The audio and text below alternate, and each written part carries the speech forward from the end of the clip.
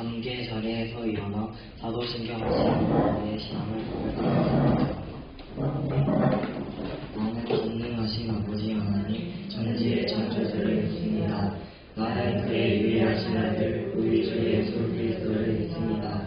그는 성령으로 잉태되어 동정녀 마리아에게서 나시고 본디오 빌라도에게 고난을 받아 십자가에 못 박혀 죽으시고 장사된 뒤 사흘 만에 죽은 자 가운데서 다시 살아나셨으며 하늘에 오르시어 전능하신 아버지 하나님 은혜한 자에 계시다가 거기로부터 살아있는 자와 죽은 자를 심판하러 오십니다.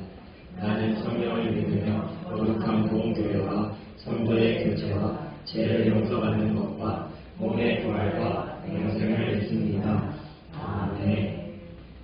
교동문은 성신 6편을 함께 교독하겠습니다. 교동문 36번을 함께 교독하겠습니다. 주여 주는 은혜에 우리의 거처가 되셨나이다. 땅이 생기이자 땅과 세계도 주께서 조정하시리라. 온 영원부터 영원까지 주는 하나님이시니이다. 주께서 사람을 티끌로 돌아가게 하시고 말씀하시기를 너희 인생들은 돌아가라 하셨사오니 우리의 목전에는 천년이 지나간 아들 같으며 밤의 한순간 같을 뿐이니이다. 주께서 그들을 홍수처럼 쓸어 가시나이다. 그들은 잠깐 자는 것 같으며 아침에 죽는 것 같으니이다. 푸른 아침에 꽃이 피어 자라다가 저녁에는 시들어 마르나이다. 우리는 주의 노예소에 손을 대며 주의 분내심에 놀라나이다. 주께서 우리의 죄악을 수리하신 분이시며 우리의 은밀한 죄를 주의 얼굴 가운데 지셨사오니 우리의 모든 날이 주의 분노 중에 지나가며 우리의 평생이 순식간에 다하였나이다. 우리의 연수가 70이요 강건하면 80이라고 그 연수의 사람은 수고와 슬픔뿐이요 신속히 가니 우리가 나아가나이다. 누가 주의 노여움의 능력을 알며 누가 주의 진노의 두려움을 알리이까. 우리에게 우리 나의 대수함을 가르치사 지혜로운 마음을 얻게 하소서. 아멘. 모두 자리에 앉아서 나는 예배자입니다. 함께 찬양드리겠습니다. 이 시간 예배를 위해 하승재 형제님 기도 인도하시겠습니다. 하나님 아버지, 날마다 저희를 지켜주시고 예배로 모이게 해주셔서 감사합니다. 예배 가운데 하나님을 만날 수 있도록 해주시고 우리들의 생활 가운데 늘 지켜주시옵소서. 공부하는 모든 학생들에게 지혜를 허락해 주시고 학교 생활 가운데에서도 빛과 소금이 될 수 있도록 인도하여 주시옵소서. 예수님의 이름으로 기도합니다. 아멘. 오늘 우리에게 주신 말씀은 에베소서 2장 11절에서 18절 말씀입니다. 에베소서 2장 11절에서 18절 말씀입니다. 다 찾으신 줄 알고 한 절씩 교독하면서 읽겠습니다. 그러므로 생각하라. 너희는 그때 육체로는 이방인이요 손으로 육체에 행한 할례를 받은 무리라. 칭함을 자들로부터 할례를 받지 않는 무리라 칭함을 받는 자들이라. 우리는 그리스도 밖에 있었고 이스라엘 나라 밖에 살았다. 약속의 언약들에 대하여 문제이며 세상에서 소망을 없고 하나님도 없는 자이니라. 이제는 전에 원래 있던 너희가 그리스도 예수 안에서 그리스도의 피로 가까워졌느니라.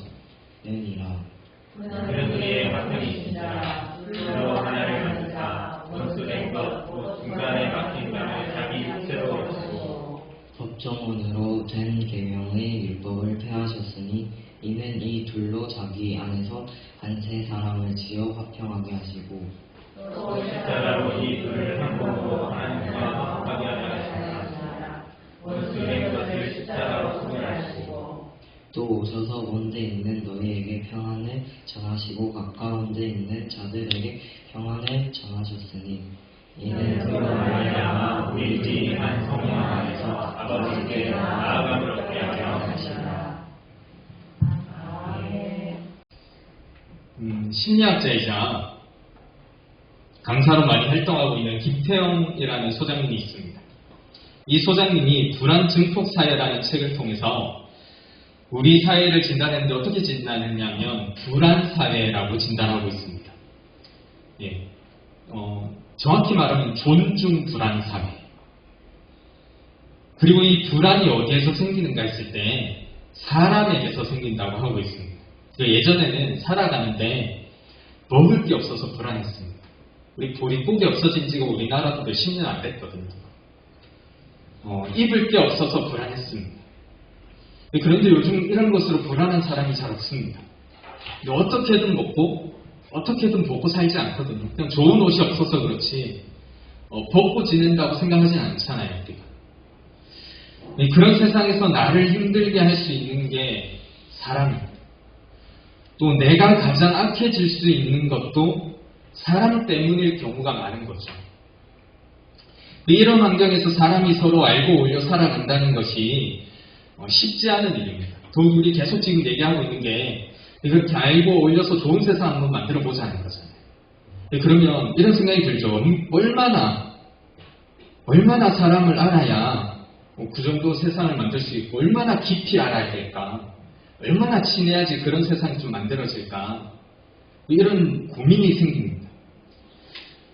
이 질문에 대해서 좀 신앙 안에서 생각하고 있는 방향을 고려해서 대답해보면 우리가 영화같이 좋은 세상을 만들기 위해서 함께 어울려 살아가길 원하지만 그래서 사람들을 무조건 가깝고 자세하게 알아야 하는 것은 아닙니다.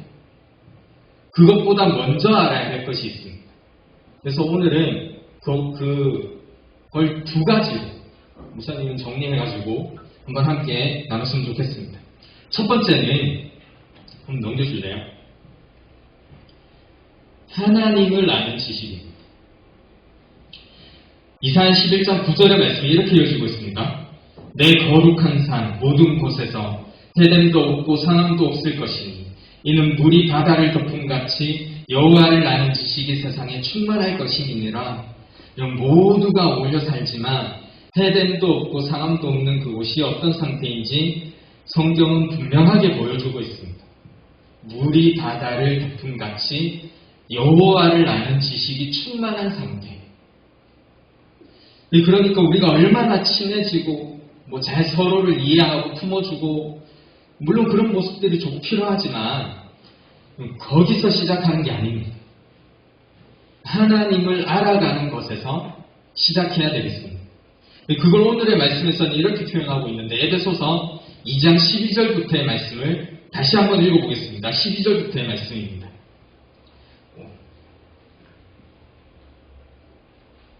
그 설교에서 내리면 다 있어요. 11절부터의 말씀을 함께 읽겠습니다. 그때 너희는 그리스도 밖에 있었고 이스라엘 나라 밖의 사람이라 약속의 언약들에 대하여는 외인이요 세상에서 소망이 없고 하나님도 없는 자이더니 그런 하나님도 없던 자가 어떻게 되었습니까? 이어지는 13절의 말씀. 이제는 전에 멀리 있던 너희가 그리스도 예수 안에서 그리스도의 피로 가까워졌느니라. 하나님도 없이 멀리 있던 그 자리가 그리스도 예수 안으로 왔습니다. 이게 마치 물이 바다를 덮은 것 같이 그렇게 예수가 나를 덮어서 내가 그 안에 있는 것입니다. 그리고 여호와를 아는 지식이 세상에 충만하다고 하는 것처럼 예수 안에 있는 사람은 가득 찬 확신이 있습니다. 나를 위해 십자가에 달려 죽으신 분 예수 그리스도라는 것. 신앙이 그저 우리가 건강을 위해서 하는 거 아니잖아요. 만약에 신앙이 건강을 위해서 있다면 바울은 실패한 사람이에요. 그가 평생 질병을 안고 살았거든요. 고린도서 12장 7절에는 내 몸에 가시가 있다고 그 가시를 하나님 좀 없애달라고 제발 좀 그랬으면 좋겠다고 3번이나 간구했는데 낫지 않았습니다. 우리 삶의 안정을 위해서 신앙생활을 하는 것도 아니에요. 그러면 바울은 진짜 실패한 사람입니다. 바울은 원래 날 때부터 원래 그 시대에 부족함 없이 누리면서 살 수 있는 환경을 가지고 있었던 사람이거든요. 부자였어요. 부족함이 없었어요. 많이 배웠어요. 근데 그런 환경을 가지고 있었던 사람이 다메섹으로 가는 데서 예수님을 만난 이후에 어떻게 되었습니까? 있는 걸 더 잘 누리고 더 풍요롭고 안정된 것들을 누리면서 살았을까요? 생각해보면 은혜 받고 예수님 만났으면 그 정도는 좀 누려야 하는 거 아닌가요? 하나님 만났잖아요.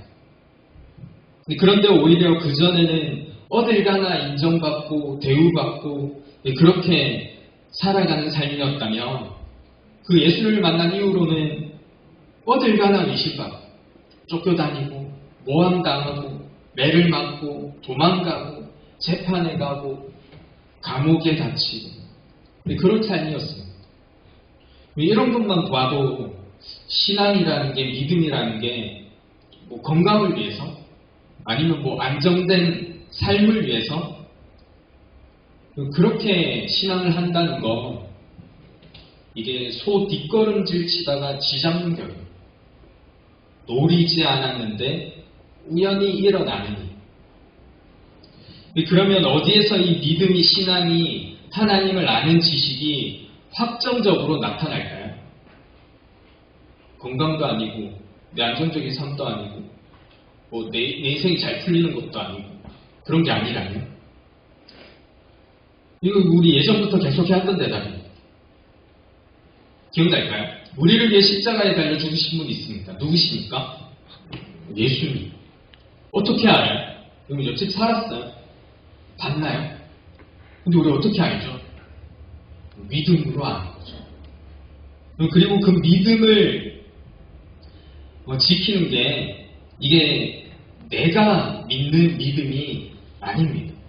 이 믿음이라는 건요. 아 그래 내가 한번 믿어줄게. 난 그렇다고 믿어. 이게 믿음이 아니라는 거죠.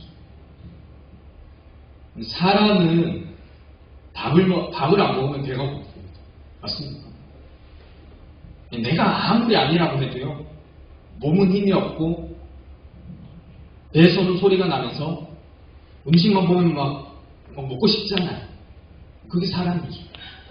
잠을 안 자면요. 네 몸이 힘들어요. 아니야 난 잠 안 와. 내가 무슨 잠이야. 이렇게 계속해도요. 내가 안 그러고 싶어도 틈만 있으면 눈이 감기고 몸이 누워지는 게 사람입니다.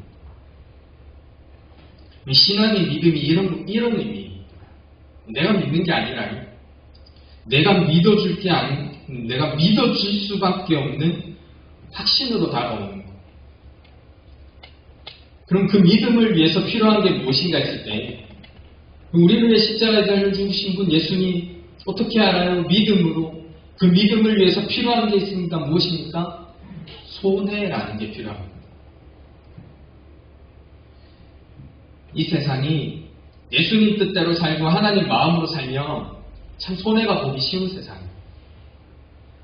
내가 가지고 있는 것들을 좀 나누고 사는 것도 남들은 하지 않는 손해입니다. 그런 거 우리 많이 하잖아요. 그래 네가 먼저 해. 뭐 이런 거. 아니면 나한테 있는 것 좀 베풀면서 사는 거. 뭐 이런 것도 분명히 손해입니다. 그런데 성경은 내가 가진 것에서 남는 것 좀 나누는 그런 손해를 이야기하지 않거든요. 예를 들어서 이런 거 아닐까요? 일진들이 누군가를 괴롭히면서 놀고 있을 때 그 앞에 가서 그러지 말라고 말하는 거 이거는 손해입니다. 가만히 있으면 뭐 남는 거죠. 괜히 그 앞에 가서 이야기할 필요가 있을까요?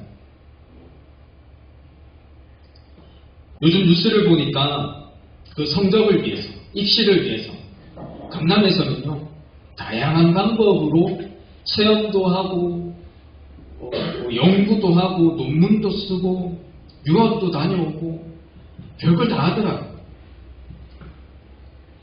물론 그 모든 것들이 정당한 방법이라면 하지 않을 이유가 없겠지만 우리가 돈을 써서 대신 만들고 하지 않은 것을 했다고 경력만 남기는 그런 일들이 당연하게 일어나고 있는 세상에서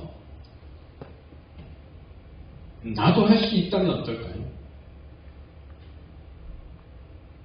그럼 이거 안 하면 손해 아닐까요? 목사님도 이게 능력이 안 돼가지고요.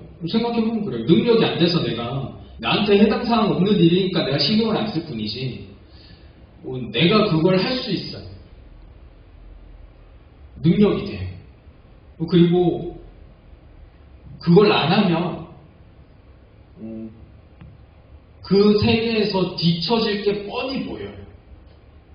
그럼 나뿐만 아니라 내 자녀가 그렇게 될 게 뻔히 예상이 돼요. 그런 상황이 온다면 어떻게 될까요? 나는 안 할 수 있을까요? 그럼 그래도 그거 옳지 않은 거니까 손해보고 살 수 있을까요? 그 사람도 잘 모르겠어요, 사실. 솔직하게. 내가 능력이 없어서 그냥 나한테 해당 사항 없으니까 내가 생각을 안 할 뿐이지. 내가 너무나 쉽게 당연하게 그걸 잡을 수 있는 능력이 있다.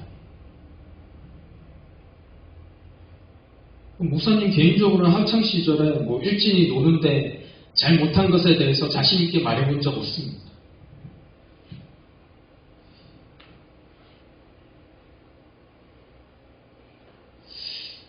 시간이 지나서 지금도 그 길로 안 가면 내 아이가 그 현실적인 경쟁에서 뒤처질 게 뻔히 보이는데 그 손해를 안 볼 수 있을까? 잘 모르겠어요. 여러분 이럴 때 어떻게 해야 될까요? 그래도 믿음이 있는데 안 해도 잘 될 줄 알고 믿고 나아가야지. 그래야 됩니까? 여러분 그러지 마세요. 그러다 될 수도 있지만 안 될 수도 있어요. 그리고 잘 되지 않을 확률이 큽니다. 그렇게 생겨먹은 세상입니다. 그러니까 잘 모르면 물어봐야 되잖아요. 그럼 어디에 물어볼까요, 우리는? 하나님께 물어보는 겁니다. 그래서 정말 길이 없다고 여겨지면 기도해야 되죠. 기도하게 됩니다. 정말 어떻게 해야 될지 모르겠다. 그리고 기도하면 우리가 얼마 전 영화에서 보았던 것처럼 그 딸 다니엘이 체크리스트가 있어가지고 확인하면서 체크 하잖아요. 하나님과 기도하는 자만이 알게 되는 목표점들이 생기게 되고 이게 한 번, 두 번 확인이 되면 확신이 됩니다. 그리고 그렇게 쌓인 확신을 뭐라고 부르느냐 하면 믿음이라고 부르는 거예요. 그러니까 그냥 내가 믿고 나 그렇게 될 줄 알고 믿어 이러면서 나아가는 게 아니라 이 기도하면서 그 안에서 체크점들이 생기고 그게 쌓이고 이게 확신이 되고 그게 믿음이 됐을 때 믿음이 되는 거잖아요. 손해보는 길, 그 길에서 어떻게 해야 될지 몰라 하게 되는 기도, 거기에서 쌓이는 믿음, 이 믿음으로 알 수 있는 게 무엇입니까? 물어볼까요? 앞에서 물어볼까요? 우리를 위해 십자가에 달려 죽으신 분 누구라고요? 예수님. 어떻게 할 수 있어요? 믿음으로. 그 믿음을 위해 필요한 게 뭐라고요? 손해. 그러니까 손해 보면서 믿음이 쌓였을 때 알 수 있는 게 무엇입니까?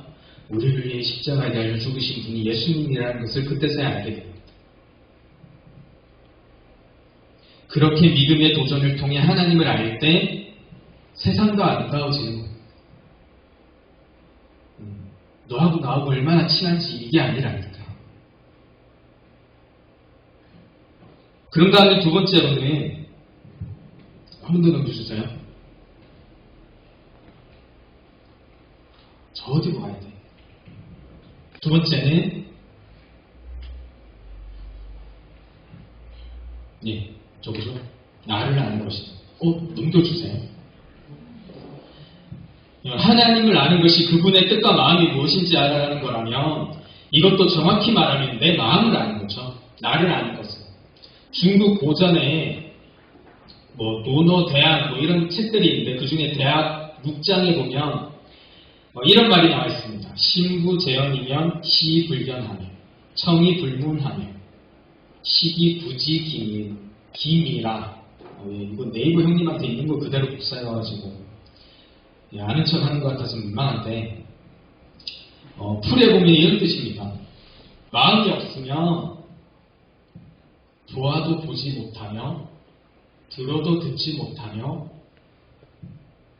먹어도 그 맛을 알지 못한다. 그런데 중국 고전도 명언 많아요.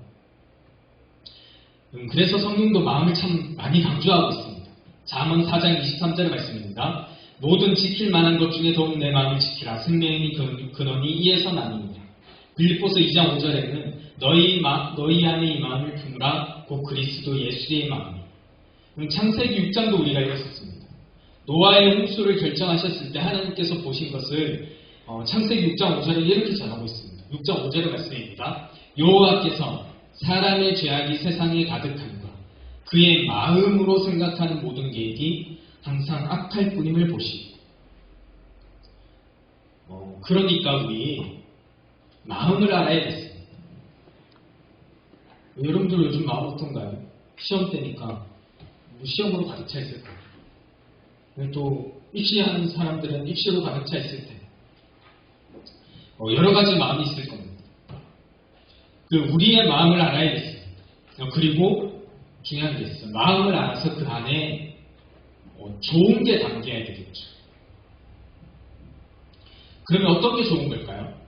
우리 이 시대를 살면서 시대마다 다른데 우리 시대에 좋은 건 우리 시대에 좋은 마음이라고 할 수 있는 담아야 될 필요한 게 있습니다. 앞에서 우리 사회가 불안 사회라고 했잖아요. 불안이 심해질 수밖에 없는 이유가 있는데 한 번 더 넘겨줄래요? 이 책에 나오는 거예요. 예전에는요. 예전. 저기 귀족 있고 양반 있고 막 이럴 때 그때 세상은 사람들이 이렇게 살았어요. 제일 위에 조그만하게 귀족들 있고 양반들 있고 왕 있고 그리고 평민들이 욱 있고 그 밑에 이제 천민, 노예 뭐 이런 사람들이 있었어요. 저 경계를 보세요. 저 경계는 그 당시에는 절대 뛰어넘을 수 없는 경계였어요. 그래서 저기만 닿으면 불안이 생겨요. 불화가 생겨요. 양반들이, 귀족들이 평민들을 무시하잖아요. 그리고 평민들은 그렇게 당하면서 아파하잖아요. 그리고 평민들은 또 밑에 노예나 천민들 이런 사람들도 무시하죠. 이게 각자가 어떻게 무슨 능력이 있는지 얼마나 잘하는지 상관이 없는 거예요. 그냥 저기 닿으면 그런 불화가 생겨요. 그러니까 당하는 사람은 불안하고 힘들고 그렇죠. 평민도 위에서 당하고 밑에서 나오고 뭐 이런 세상인 거예요. 그런데 그래도 평민들끼리는 잘 살아요. 밑에 노예들끼리도요. 와, 그 당시 어떻게 살았을까? 종으로 태어나면 날 때부터 종이고 아들도 종이고 그 자식도 종이 다 종인데 어떻게 살지? 이렇게 생각하잖아요. 그런데 그래도 잘 살았어요. 자기들끼리. 옛날에. 그런데 요즘에는요. 요즘 세상은 이런 세상이 아닙니다. 한 번 더 넘겨줄래요? 요즘에는 세상이 이렇게 생긴 것 같아요. 그러니까 피라미드로 되는데 수없이 계속 쪼개져가지고 아까 층을 만나면 어떻게 된다고 했어요? 서로가 서로에게 상처를 주고 불화가 생긴다고 했잖아요. 층이 수도 없이 많아요. 이게 현대 와서는 이런 모습들이 다양하게 나타납니다. 회사에서는 정규직, 비정규직이 나요. 정규직 안에서도 급이 또 나뉘어요. 학교도 하다못해 폰으로도 나누지 않습니까? 누가 아이폰 쓰고 갤럭시 폰 쓰고 야 요즘 누가 갤럭시 폰 쓰냐 뭐 이러면서 입은 옷으로도 나뉘어요. 근데 1년, 2년 이렇게 학년으로도 나뉘죠. 나중에 5년만 지나보세요. 아무 상관이 없어요. 지금 뭐 일진 싸움 잘하는 사람들 무서운 애들 막 이러잖아요. 단언하건데요. 한 24살, 5살 되면요. 아무 상관없어요. 지금 막 걔들이 막 세 보이고 막 잘나 보이고 막 그렇잖아요. 뭐 싸움은 정말 그 친구가 전문적인 격투기 선수로 나아가지 않는 이상은요. 한 20살 넘어가면 다 똑같아져요. 다 아저씨야. 한 30살 가까워지잖아요. 그러면 센 걸로 사람이 안 정해져요. 너 뭐 어디 아프고 안 아프고 이걸로 말해요. 한 30살 돼서 네가 아프고 건강하면 야 너 잘 살았네. 어디 아프고 아픈 데가 막 생기고 그러면 힘들다 뭐 이런 걸로 나뉘어서 몇 년만 지나도 아무 상관이 없는 건데요. 지금 그런 걸로 다 나뉘잖아요. 뭐 공부 잘한다고 해봐야 특출난 몇 명 빼고는 다 고만고만합니다. 우리나라가 기본교육이 잘 돼 있는 나라 중에 하나다 보니까요. 정말 특출난 몇 명 빼고는요. 웬만하면 다 고만고만해요. 다 한글 읽을 수 있잖아요. 다 산수는 할 수 있잖아요. 다 기본적인 영어를 읽을 수 있지 않습니까? 그런데 이게 심하다 보니까 정말 아무것도 아닌 건데도 심하다 보니까 사람이 더 힘든 거예요. 정말 쉽게 사람을 힘들게 할 수 있고 정말 사람 때문에 쉽게 힘들어지고. 그럼 세상이 왜 이렇게 됐을까요? 직업이 세분화되고 전문화됐기 때문에 그런가요? 우리 세상이 지금 옛날에는 좀 다 농사 짓고 살다가 요즘에는 전문화 세분화되어서 이 책의 작가인 심리학자 김태형 소장님이 정리한 말에 따르면 세상이 이렇게 된 이유가 있습니다. 대표적인 게, 그 중에 대표적인 게 모든 가치의 기준이 돈으로 판단되는 사회는 이렇게 된다고 합니다. 이렇게 된대요. 모든 행복의 기준도 돈으로 판단되는 세상이 이렇게 만들어진다는 겁니다. 깊게 들어가면 이야기가 길어지니까. 그러면 이런 세상에 뭐가 있어야 세상이 이 지경이 안 될까요? 사람이 행복의 기준이 돈을 얼마나 버느냐가 아니라 이 사회에 얼마나 이로운 기여를 하는가, 이 세상에 사람이 얼마나 이로운 기여를 하면서 살아가는가, 그런 사람들이 존중받는 사회가 됐을 때 세상이 좋게 된다는 겁니다. 우리 역사를 봐도요, 그렇지 않나요? 일제시대를 한번 보면요, 이완용이라는 사람이 있었어요. 그리고 안중근이라는 사람도 있었어요. 그 당시 이완용은 수학이 좋았던 것 같아요. 그 좋은 수학으로 기회를 잘 타서 우리나라에서 손가락에 꼽히는 부자가 되었습니다. 지금도 그 재산으로 수원도 잘 먹고 잘 살잖아요. 안중근 의사는 어때요? 그냥 젊은 청년입니다. 아무것도 없습니다. 그런데 그 중에서 누가 더 세상을 이롭겠습니까? 그리고 이완용 같은 사람이 많은 세상이 좋은 세상일까요? 아니면 안중근 의사 같은 분이 많은 세상이 좋은 세상이 될까요? 이거 생각해보면 이 심리학자 김태형 소장님의 말이 참 의미가 있는 것 같습니다. 처음으로 돌아가서 정리하면 우리 마음을 알고 그 마음에 어떤 좋은 것이 채워져야 할까요? 이 사회에 어떻게 얼마나 이로운 기여를 할 수 있을까? 라는 마음이 필요한 시대입니다. 이게 정말 중요한 이유가 이 마음을 우리가 품고 살잖아요.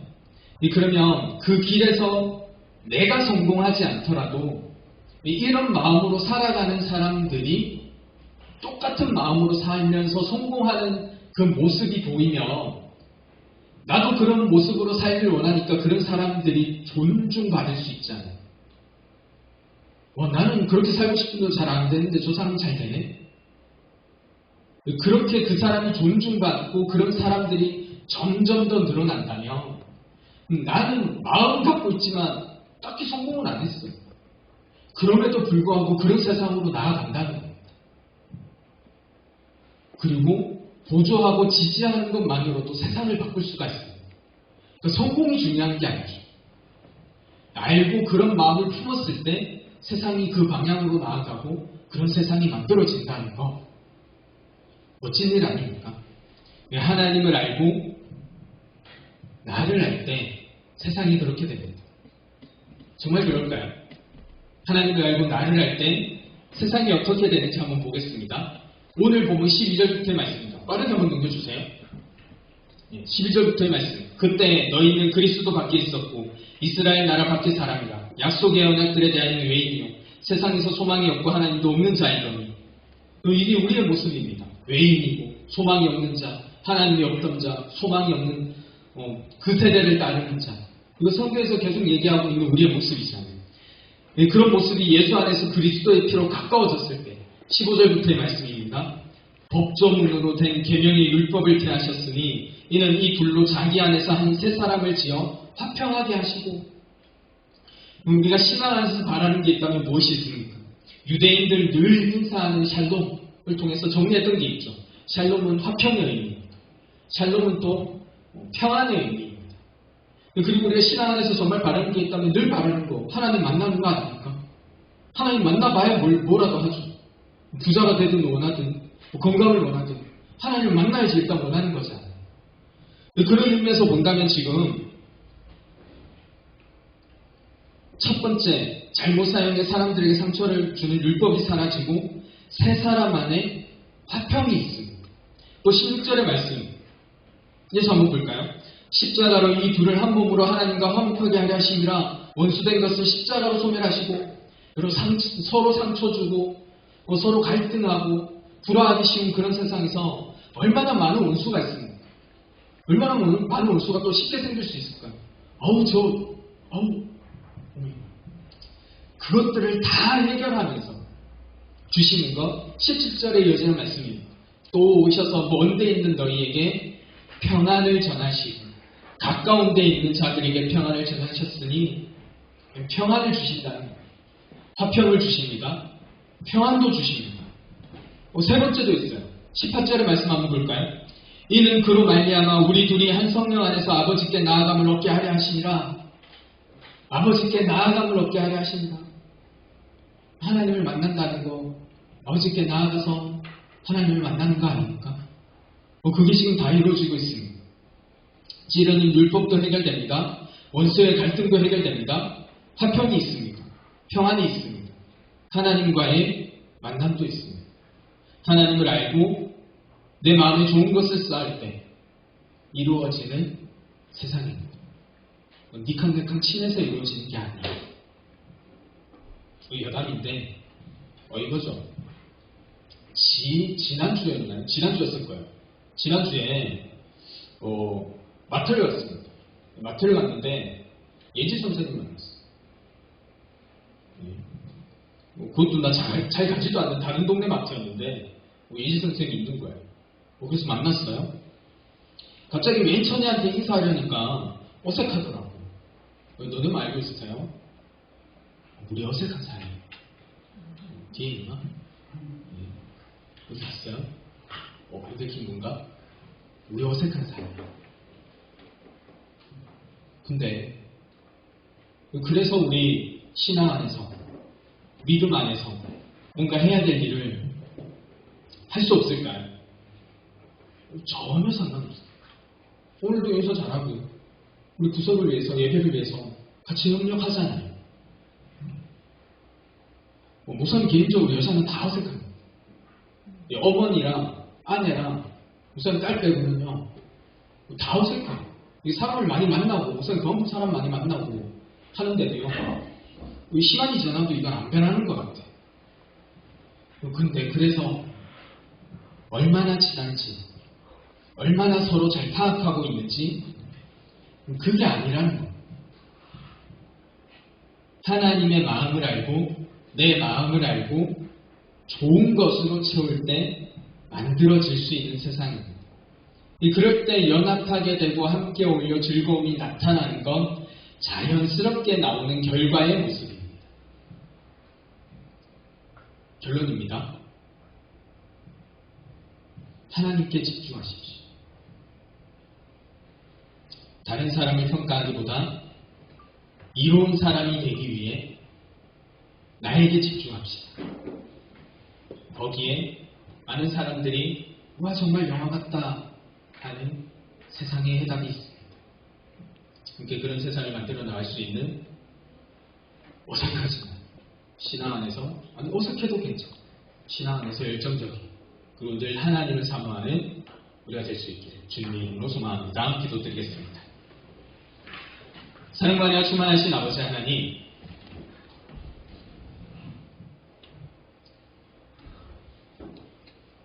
여러 가지 마음이 있습니다. 그럼에도 불구하고 하나님께 집중하여 주님을 알게 하시고 나에게 집중하여 내가 또한 하나님을 바라보며 세상에 이로운 사람이 되고 그 모습이 하나님 보시기에 아름다울 수 있도록 주님 주관하여 주시옵소서. 우리 말씀 주 예수 그리스도의 이름으로 기도드립니다. 아멘.